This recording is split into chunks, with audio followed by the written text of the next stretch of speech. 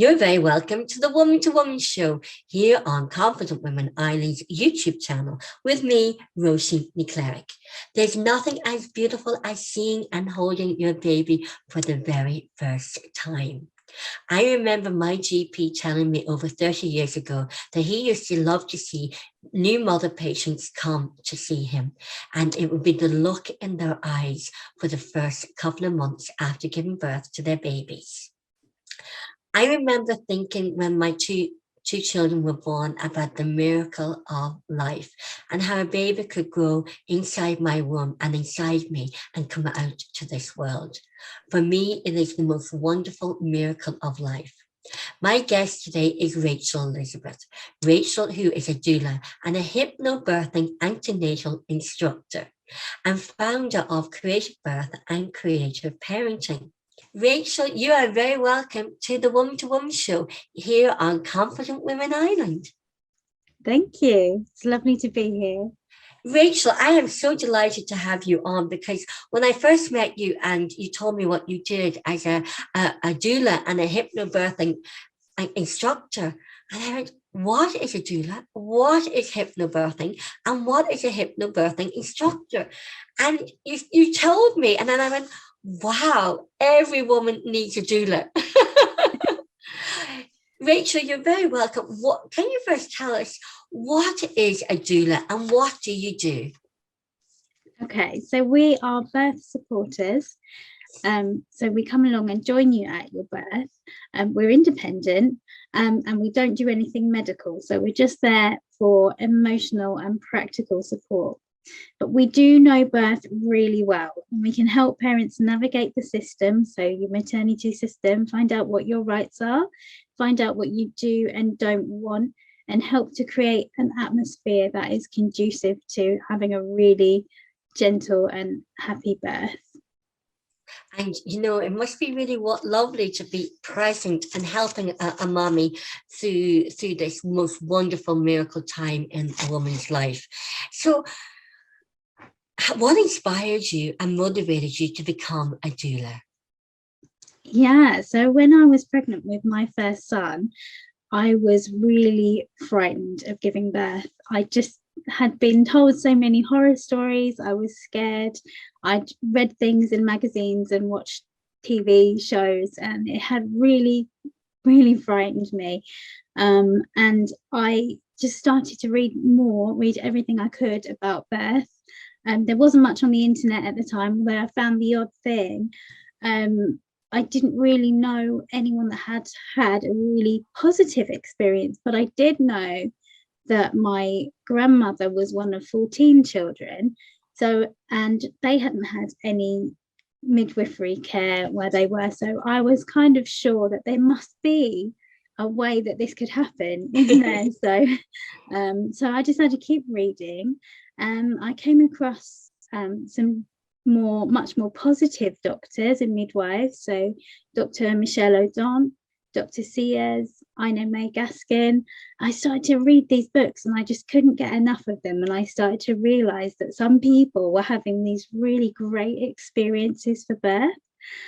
And this was so different. And I thought, why don't we have access to this information? Why don't when we go to book in for our booking in appointment, I'd been told at mine that I needed to have a cesarean, and I was only 9 weeks pregnant when I was told. So to me, I just couldn't understand, where was the rest of the information for me to make a decision? So I thought it'd be really lovely to help share this kind of information with other parents. I then went on to have another baby quite quickly. So I had 2 little ones. And then after the birth of my second daughter, which was really, really different to my first birth, I then went and did my training to become a doula. So. And, it's funny how you say that, you were told you would have to have a cesarean. They say something, don't they, about it's the size of a woman's feet, whether, and it's just the size of the birth canal, one of the old-fashioned wives' stories. Yes, I would say that's an old wives' tale. It's certainly what my midwife in those days, this is Yeah. 18 years ago, and she was like an old school matron midwife. And that's what she told me, because I only had size 3 feet. But I think as well, knowing what I do now, I tend to believe that babies don't grow bigger than what they can naturally be born. So Really? if you think Yeah. about like a goldfish in a bowl, it doesn't grow bigger, it doesn't outgrow its bowl. You know, we No. grow to the right size for our birth. For our birth, yeah. Because I was 21 hours in labor with my daughter, and they they said, oh, I should have had a cesarean, and then they said about my size of my feet, and then but I gave birth. I had forceps, but I gave birth, and then you talk about the different births that every birth is different. My son, he just popped out. The labor wasn't as long, and he just popped out into the world. Couldn't wait to get here. Oh, that's right. They are also very different. Even the same mum doing the same things, Yeah. every birth is completely different. So, And yeah. how can you, as a doula, help mothers through the fear of giving birth? Yeah, absolutely. And I know where they're coming from. If I get a mum who's really, really afraid, and you know, what I can do is sit with mum and go through her fears. We'll have an appointment. We'll have a few antenatal appointments in the package, and we'll go through what's worrying her, and then we'll look into what her options are together, so that she can start to get some information on what she needs to do and what she wants, and she can start making informed decisions. And I think knowing about birth and knowing what your choices are and what might possibly happen as well gives you a lot more confidence to go forward. Oh, that's lovely. And what else may happen at your antenatal appointments?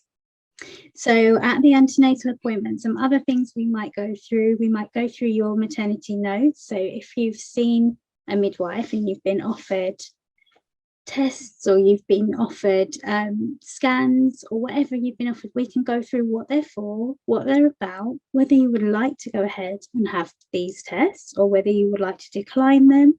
So we just make sure that you feel that you have chosen your pathway.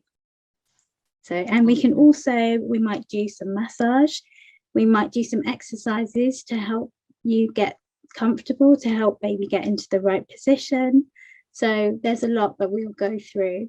And when we come to our final appointment, we will put together a birth plan, so that everything, yes, so that you have your choices laid out, and so that when you meet your midwives and meet your care team, that they know exactly what you want, if there's anything you absolutely don't want, if there's anything you do want.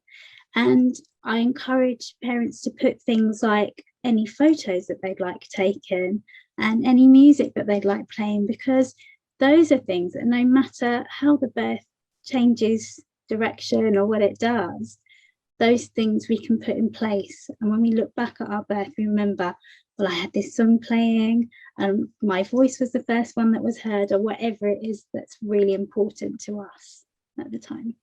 You talk about photographs, every mother remembers the moment they give birth. Every mother remembers that. Now, that's if they don't have a cesarean, or that there's no anesthetic involved or things like that. But you remember the first time you see your baby.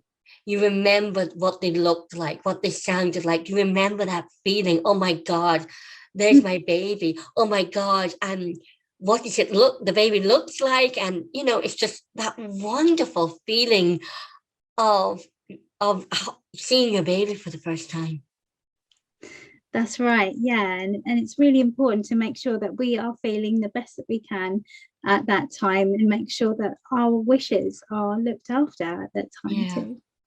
Yeah. Is there anything else that you can do that could help the family prepare for the birth of their baby? Definitely, we will get phone calls sometimes early on in pregnancy, or sometimes later on in pregnancy, wondering things that they don't want to maybe call their midwife about, things like, do I need an extra pillow in my hospital bag? Or I keep weeing, what do I need to do about that?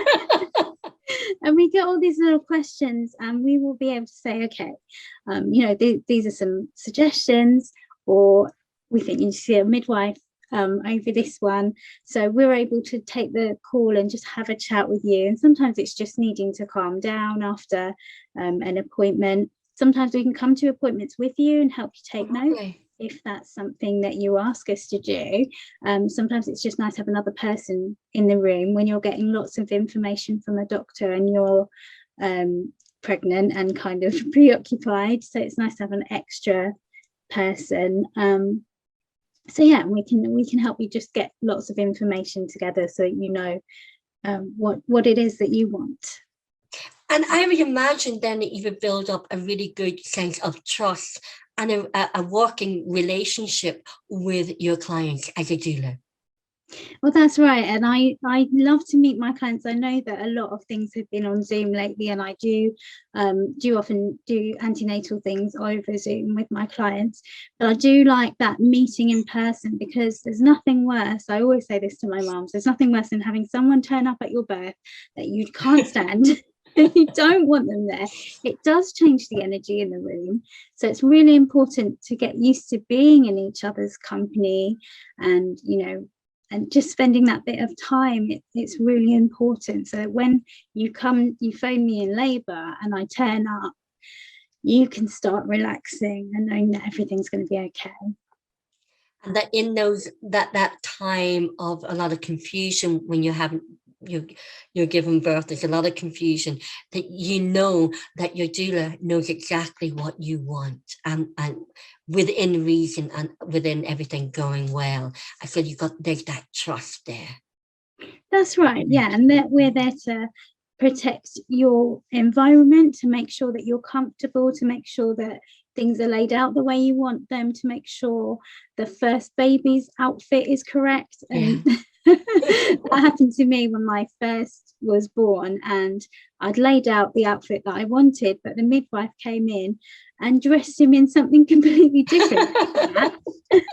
And these little things, they stay in our memory. So what we're there to do is to help make sure that you get what it is that you want out of the day, because when we're in labour, we're not in the position to have a conversation, and we don't want our clients to be disturbed and feel like they need to have a conversation. We're there to keep things quiet and keep things calm. And it's also a sense of, when we go into labour, we don't always know our midwife.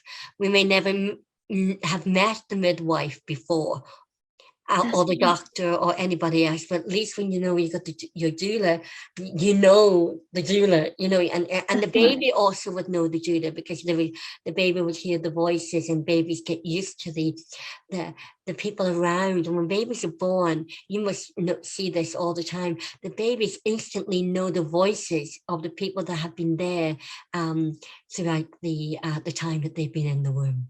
That's right. I do notice that when I go back for postnatal visits. I do notice that a baby will be calm with me, or certainly might turn their head towards me when I come in the room, which is lovely. But you made a good point there, is that we haven't met our midwives. Oftentimes, we won't have met the midwife who's at our birth. So it is really nice to have a familiar face, but we're not the only partner as well. Oftentimes dad is there, or a chosen friend, or grandma is also there, and we can work really well together as a team, with dads and with grandmas and friends, because it's really important to, sometimes somebody needs to go off to get a snack or a coffee, and then the other person is there. Some mums want to be touched and hugged and made a fuss of during labour, and in that case we can switch between who's with mum, or who's filling up the pool, or who's making a snack, or whatever it is. And other mums, I find they just want to be left alone. Yeah, that was me. Just leave me. That's so interesting. That's right. And then in that case, our job is to create a comfortable space for mum to go and be, and then to help keep everyone out of her way so that she is disturbed as least as possible. And when midwives do observations, that they come in and do them really quietly, so that they're not disturbing mum in her birthing space. Although I wanted to hold someone's hand, but I just didn't want them touching me, just hold my hand and keep me. I didn't want anybody over fussing over me. That's right. And people are so different, and we don't always know beforehand what we'll be like in labour as well. So that's something that we can work out as we go along. But when we do our antenatal sessions before, we do go through all of these things. What are you like when, you know, you're in an intense situation? What's your instinct like? And we have these conversations before, so we've got a good idea what you might be like at the time, and you've got a good idea. Yeah, and it's a very emotional time for mommy, but as well for daddy and grandma. It's a very, well, grandma's more stable and more, she's been there many times before, but even for the new mommy and the daddy, it's an emotional time as well for the baby too. It's an emotional time. That's right. And it's really important to be able to step back, stay calm, ask questions, and so that we feel like things are under our control and not being taken, decisions aren't being taken for us. It's really important. So, you know, if there are decisions that need to be made during labour, like perhaps transferring to hospital from a home birth, we're able to sit and have a conversation about that before, so that mum feels like she's been a part of the decision making, and dad, of course. And it's also important that, you know, that you were saying earlier when I was talking to you, that as a doula, it's not, you're just not there for the home birth. You are there as well for that anything could go wrong, or even if it's a hospital birth or a cesarean, that you're there to support the new mommy. That's right. Yeah, I've certainly transferred with mums from home birth to hospitals, or I've been there filling up the pool. I've been there while dad's got into the pool and other times, as you say, I've been in theatre with cesarean sections if things have gone in a surgical direction, and that's fine, and I've been able to hold the baby and make sure that mum and baby are skin to skin throughout the procedure, so that she can see her baby and make sure that that time is quiet and sacred and nobody's chatting or playing loud music or anything like that. That's her special moment, and we can help make sure that happens. And too, I remember after giving birth to my second child, now I knew about afterbirth because I worked in the hospital. I gave birth in to my two children. So I knew that there was afterbirth, and the afterbirth all was in the freezer in the storeroom. And after my first child, I never thought, I just felt, you know, something warm, and they just said to me, oh, it's the afterbirth coming out. But with my second birth with my son, I remember saying and getting this panic within me, oh my God, nurses, there's another baby coming out. And I got just really panic. And I remember thinking at the time, there's another baby coming out. And I remember thinking, how come they never saw I had a twin? How come they never saw that but even that panic in those even seconds, thinking, how did they not know I have another baby? And she said, it's okay, Roisin. She called me Roisin. It's okay, Roisin, because this is the afterbirth. But they were like contractions. It was like giving birth again. Yes, that's right. And it's good to know and to have a good conversation beforehand about what these things might feel like, what might happen. It's also really important you bring up the placenta. It's yours. And a lot of people don't know this. So you mentioned that they were in the freezer, and that's really interesting. Your placenta is actually yours. You can ask to see it. You can ask to have photos with it. You can ask to be talked through where baby was and what was the lining and all of that. The midwife can go through that with you. And you can also keep your placenta. So some people make prints of it. Some people have it made into capsules called placenta encapsulation, and that's something that I only really found out about with my last baby, and I was able to send my placenta off, have it encapsulated, and I was able to take the capsules, and the difference in my recovery after that baby, and I put it down to those capsules. Because animals eat the placenta after they give birth, and that is part of their recovery process, and the nutrients they put nutrients back into their body. That's right. And obviously things like people can put placenta in their mouth if they start to have a hemorrhage. There's all kinds of ways that we would in the past have used our placenta. So having it might not sound appealing to everybody now, but having it made into capsules is essentially we're taking our own hormones back into our body to balance ourselves after the birth. So that's something that often I will tell my clients that's an option.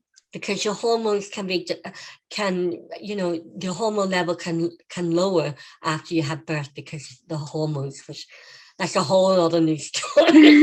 That's a whole other thing, but I think the benefit that I found was just how much energy I had and how healthy I felt straight after birth. Whereas with my other children, it had taken time to get that energy back and to feel better. So so it's something that is definitely an option that people might not have known about. And the nicest cup of tea and toast is right after you give birth. Absolutely.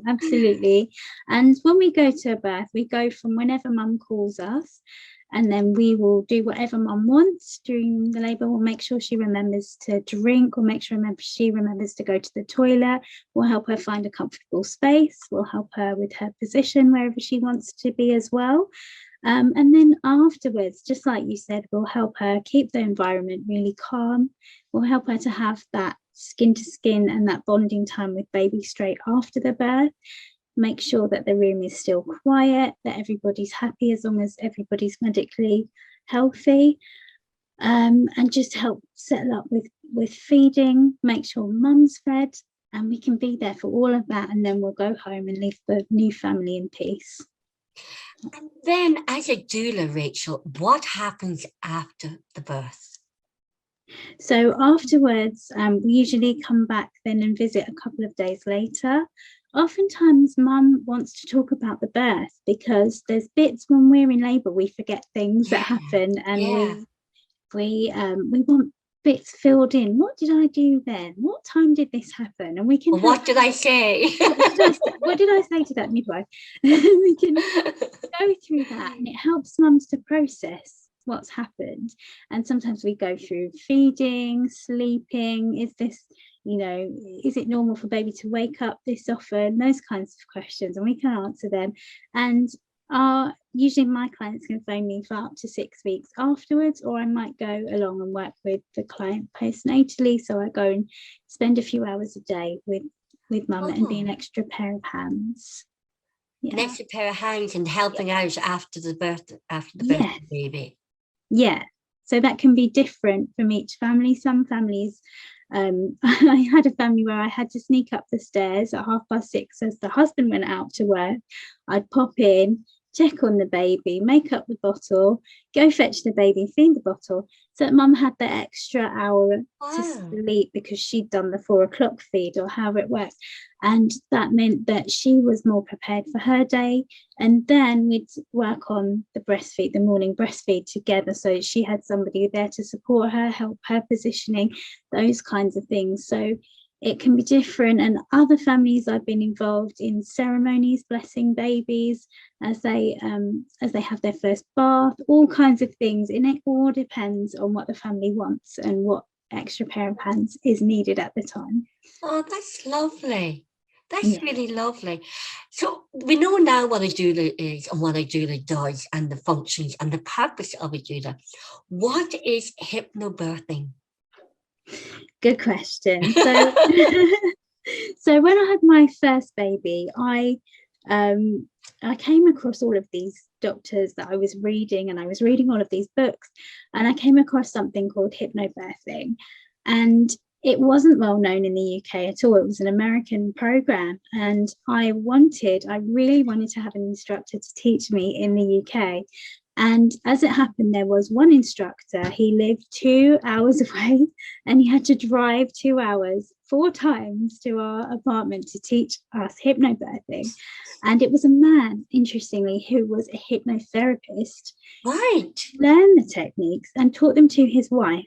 And they'd had this amazing birthing experience, and he was evangelical about hypnobirthing. So I found it really interesting. He taught us the program, and what I learned from hypnobirthing was how much influence my mind had over my body. So we learn about how in control we actually are. We learn about how to distract and to change pain into intensity or feelings. We learn to name the feelings that we're experiencing, and how can we distract ourselves from them, or how can we use those in a positive way. So in the class, it's the same as an antenatal class. It's a 10-hour course. The one that I teach is a little bit different from the one that I was taught, and what's different about it is it's much more up to date, because this was kind of from the 70s. It was quite American in nature and a bit different from the way the system works now. So this one works within our system really well. It explains everything. Obviously, birth is birth, and it explains all of what's going on with you during birth. And then it teaches you relaxation techniques and how to stay calm, how to stay in control, how to bring your breathing back under control, which is really important for keeping your placenta oxygenated, keeping oxygen to the baby. So it teaches you all of that. And what I took away from my experience with hypnobirthing was how confident my instructor was in my abilities. And I think, like, for me, it was just because I didn't know anyone that had had a really good but positive birthing experience that I could talk to. And because he just had this huge confidence in what was possible, I think that's what got me through. And that was my inspiration to then go and learn to teach this, because not only was it being a present support, like being a doula, but it was also teaching these techniques that we can use even if I'm not present at the birth. You can use these techniques, and you can use them into parenting when your children drive you mad. As they do. You can bring yourself into a place of calm, and you can it's self-care. It's looking after yourself, calming yourself down, and using those techniques. You talked about breathing, and breathing is very important. It's one thing that when you're an expectant mother, and when you find out that you're having the baby, and especially as the baby, as you go through your pregnancy, but especially in labor, they tell you the breathing is so important. Because if you, and it can, as you say, it calms you down, because the baby can feel and hear everything that you as a mom has experienced. So if you're calm, the baby's calm, and the baby doesn't panic. That's right. And we often get disturbed during labor. So just as, driving to the hospital, having to move from where we are, having to speak to and meet new staff members, different doctors, doing shift change, all of those things can distract us, because birth is we need a lot of focus for birth. And when we get taken out of that focus, we can forget to breathe, we can become frightened, we can forget that we're in a safe place for our babies to be born. So using the breathing techniques, we can help to bring ourselves back into a place where we're able to connect with baby, and we're able to let ourselves and our babies know that it's a safe time and space to be born. Oh, that is just lovely. And does hypnobirthing, does that apply if you're having a home birth or a water birth? Yeah, absolutely. Some mums come to us because they want to exactly that. They want to experience a home birth, a water birth, or something that is very natural, and that's absolutely fine. But also mums come to us that are very open-minded with their birth plan. Perhaps they know they want to give birth in hospital, or they may choose to have a cesarean section because of some fears that they have, or because of a past experience with birth that they know it might go that way. But being able to use these techniques is helping them to stay calm and in control of their choices, and so that they feel that the decisions are being given to them, not taken away. Right, yeah. And what if your natural birth plans go out the window? Because they often do, because there's nothing predictable about giving birth. That's right. And this is a story I get from a lot of second-time mums. I had a nice calm hypnobirth planned. I had my pool and fairy lights up and everything, but it all went out the window. And what happened?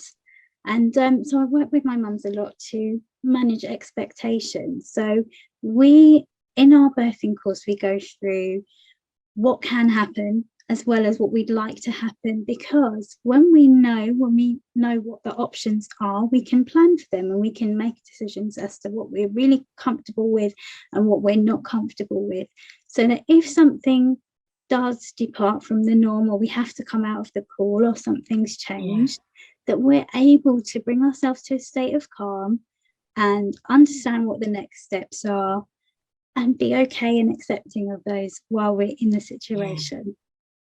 Because there's nothing as predictable as giving birth. There's nothing predictable in giving birth. That's right. Sometimes babies have you just know the baby has to come out. That's the only predictable thing. That's right. And sometimes they have different ideas about how they're arriving, how they want to come into the world, or how they can get into the world.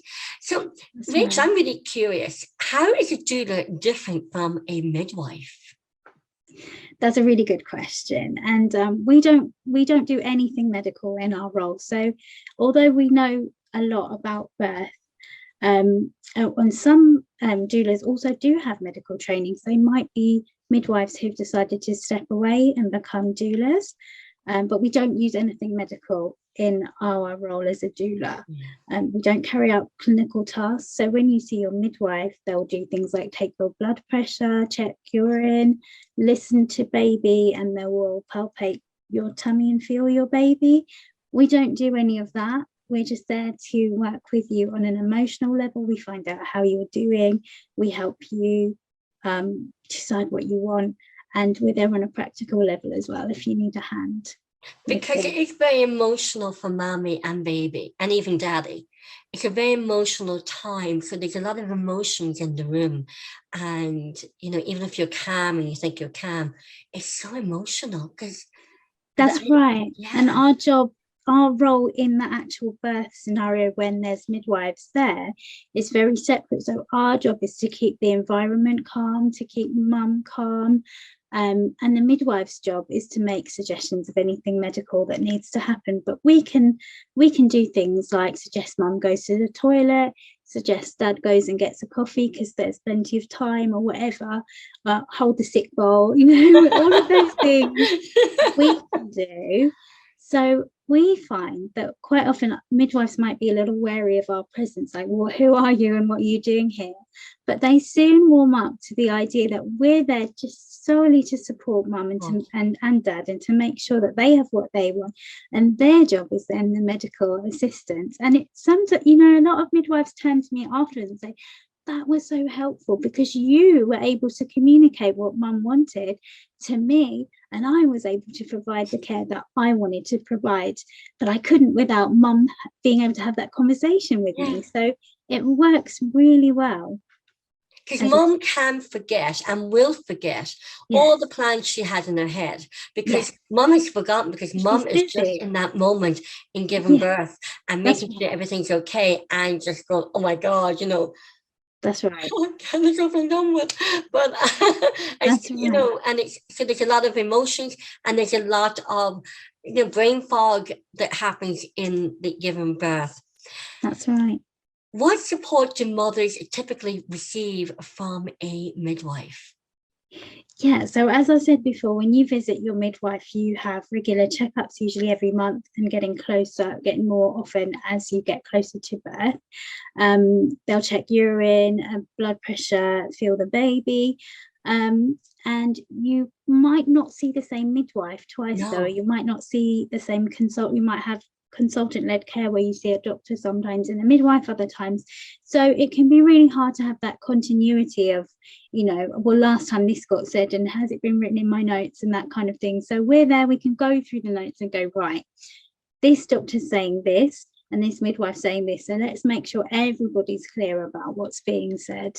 So so that's what you'll receive from your midwife. When you do show up in labour, of course, you may not have met the midwives on the hospital team.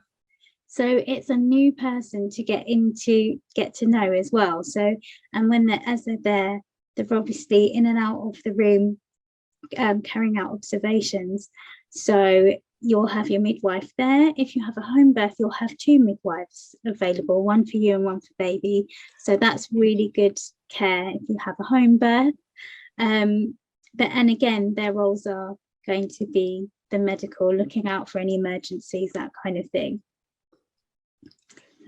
And can parents hire a private midwife?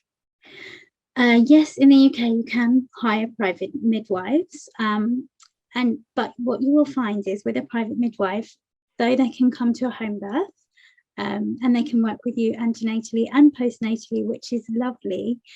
They do work under the same guidelines as your hospital. So if you've been informed that you will need to come into hospital for consultant-led care, for example, your private midwife will then have to adhere to what's been said. So it's a little bit different than what we used to have, the option we used to have, which was an independent midwife.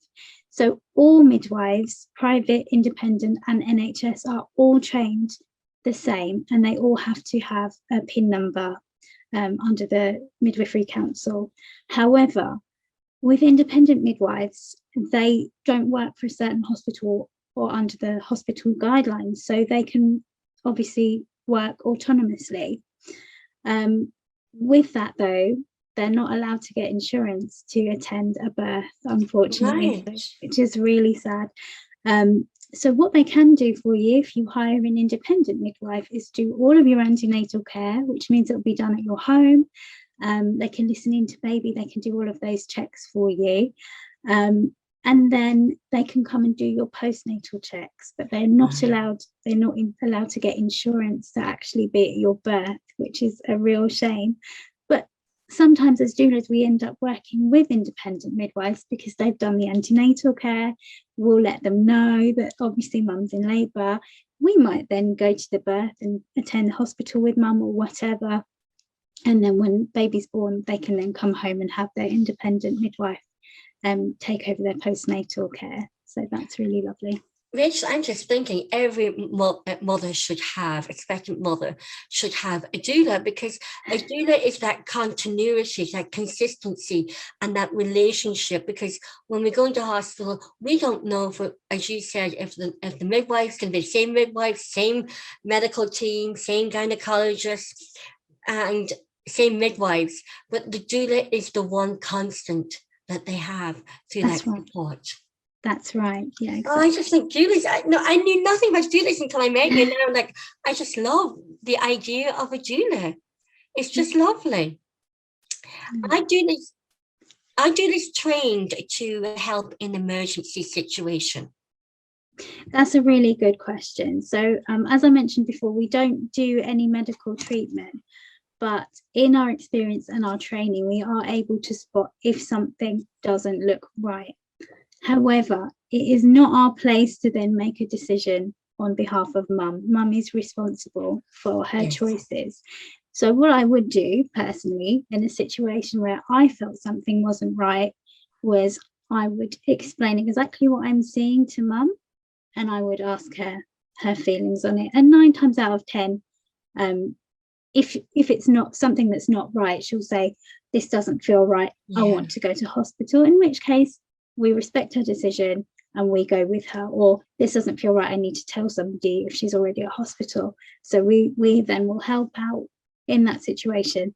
But obviously if we're at home, it's not our decision to do anything medical. We can't actually do anything to help you other than call an ambulance and support you as you go to hospital. Rachel, what is a free birth? So that's a really good question to go along with what's just been said. There are couples and mothers who decide to give birth at home or somewhere else without any medical care, so they wouldn't call a midwife. And that's a choice. That could be a choice that they've made, or that might just happen because the baby comes really quickly. So that's a free birth. We do get invited to free births as doulas, and we can attend. And the reason for that is we quite often get asked the legalities on this, so it's quite important. Nobody can attend a birth that says they're a midwife if they're not a midwife. Yes. So that law is there to protect mums from having somebody turn up and say, oh, I know what I'm doing, and do something that a charlatan. Yeah, a charlatan. Yeah. Exactly. However, so I often get mums asking, like, well, can I then have my husband there? What if my husband gets into trouble for being at my birth? No, you're allowed to, as a mother, you're allowed to birth your baby wherever. It's a physiological process. It can happen in the supermarket. Do you know what I mean? It's going to happen. It can happen where it happens. That's fine. And as a mother, you can have whoever you would like to be at your birth with you. So you can have your husband present, you can have your doula present. What you can't have is if your doula then says, oh, well, I can perform this maneuver or I can do this, that's where the lines get blurry, because the doula shouldn't be doing that. But in terms of you giving birth, if we see somebody and they say, right, can you help me with a free birth? We could help you to position yourself so that you could catch your own baby. Really? For example, yeah, exactly. Or we would help you to position you so that dad is the one that catches his baby, if that's what you want.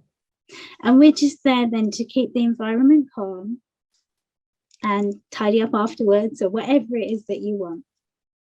So there are legal implications within a free birth. There are, but it is a legal option that you have if you choose so. And in that situation, the parents are responsible for the birth. And Rachel, do families ever opt for help from doulas after the birth? Yes, we can come along after. Sometimes it's for clients that we've actually been at their birth, and other times it's a whole new family that you get to meet after. We can do a certain number of hours a day, whatever you ask for. And we pop in. It might be nighttime, it might be helping get baby down for sleep, or it might be helping get baby and you up in the morning so that mum has time to have a shower, or taking baby for a walk so that mum can do a few things around the house, or just take a little break. So there's all kinds of... Get some sleep. Get some sleep. That's right. So there's all kinds of practical ways. It's the part of the self-care that many mothers don't enjoy right after they give birth and for months later, because they're always putting the baby's needs first and other family children. So that's right. I do think it really does help mummy with her self-care and look after herself. And because I remember when I had Naomi, I was a new mother and she wouldn't drink a bottle. And so my husband just happened to be saying in the street where we lived that you know, and a lady up the road had, Mrs. Elliott had, I think she had 13, 14 children, could have had more. And she said, well, how's the new baby? And I never knew this lady. I just knew that there was a big family up the street, all grown up. And she was, I think, about in her 70s or 60s, 70s at the time. And she said, oh, she's not drinking. So she said, would your wife mind if I come down? And she said, no. So he said, Mrs. Elliott up the street. And I think I knew one of her sons, you know, from being out, he's around the same age as me. And she came down and she said, here, let me see if I can help you. And she said, I love feeding babies. So she took Naomi. Naomi drank the bottle full. No colic, no nothing. Naomi just took the bottle. I said, why is she doing it with you and not for me? She said, she knows you're a new mommy. She knows that I'm an old hand. Amazing. Yeah. Babies know everything. Absolutely. And there's something about, you know, just taking that moment of calm, because when we're new mums and we get really stressed over feeding, it can be breastfeeding or bottle feeding, you know, we start to panic, baby starts to panic, we get uncomfortable. Whereas, you know, just having someone come in and let us change position, hold the baby, settle the baby down, settle mum down, and then we can start again. And that just makes all the difference, having that little break. It does, doesn't it? And I just think it's lovely. I think every expectant mother should have a doula all through her pregnancy and the birth, and afterwards in the months after the baby been born. Rachel, is there any other services you or or other doulas that can offer mummies or families after the birth? That's right. Yeah, there's lots of alternative therapies that can be offered if people are interested in that. I'm a massage therapist and a pregnancy massage therapist, so I sometimes see clients just for massages, or sometimes my own clients will come to me for massages during pregnancy or after pregnancy. I also offer Reiki as a nice sort of gentle hands-on way of healing. I also offer something called a 3-step rewind for mothers who have been through a traumatic birth experience, and that can be any time after the birth. So it might be soon after, but quite often it's quite a lot later when a mum realizes that something isn't right. Yeah. She's not got depression, but something's not right, and she had quite a difficult time at the birth. And sometimes we just need a way to process that. This is a really quick, gentle way to lift the symptoms of trauma, to understand what the symptoms are firstly, to lift the symptoms, and to bring our spark back and just get ourselves back to normal after having a traumatic birth experience. Because that's exhausting as well. It's exhausting, that's right. And sometimes we don't even realize that we're going through that until we get pregnant the next time and realize that we're frightened and we're worried about that next birth. So that's something that we can offer to help. And it's also understanding that, it could be just the hormones are low after having the baby. It could be just low mood due to exhaustion, or not knowing, am I doing everything right for the baby? Is everything that I'm doing right for the baby? From even feeding, changing nappies, to even getting the baby to sleep, and just knowing, have I got this? That's right. And we've got a great community on Telegram that talks with a bunch of parents there. We've got grandparents, we've got parents, we've got dads, mums, new parents and expectant parents, all there chatting about exactly these things.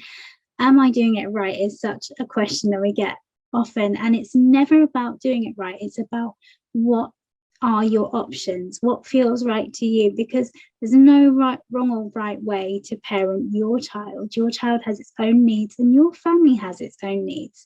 So what we can do is work together and brainstorm ideas and work out what's the best for your family at this time.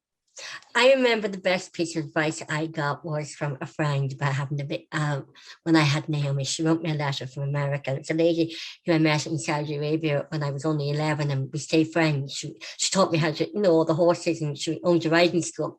And she sent me, I'm godmother to her son, and she sent me a letter saying, Roisin, everybody is going to give you the advice. My advice to you is just trust your own mother's intuition. Exactly. Because you can never go wrong. Exactly right. Yeah. And I think too, your Telegram group sounds lovely, because when you're having a baby, you want and need your family and around you. You want to hear, even from grandmother or great grandmother or auntie, know that you're doing that. You're okay. You're doing this lovely. You're grand. And. Yeah. I just remember so much about the song. I actually didn't realize my mother was there when I had my daughter, there, and I started humming a tune that I didn't know. And she said, oh my God, I used to sing that to you when you were a baby. Oh, and I didn't know the words. I didn't know the words. I just knew this tune. And it was that song. My Aunt Jane, she called me in. She gave me treats from her wheat tin. Oh. A cake with a cherry on the top, or something like that. And I started, and she said, that's the words. And when I added it, the tune matched the words. Oh, wow. That's amazing. I just had that another memory.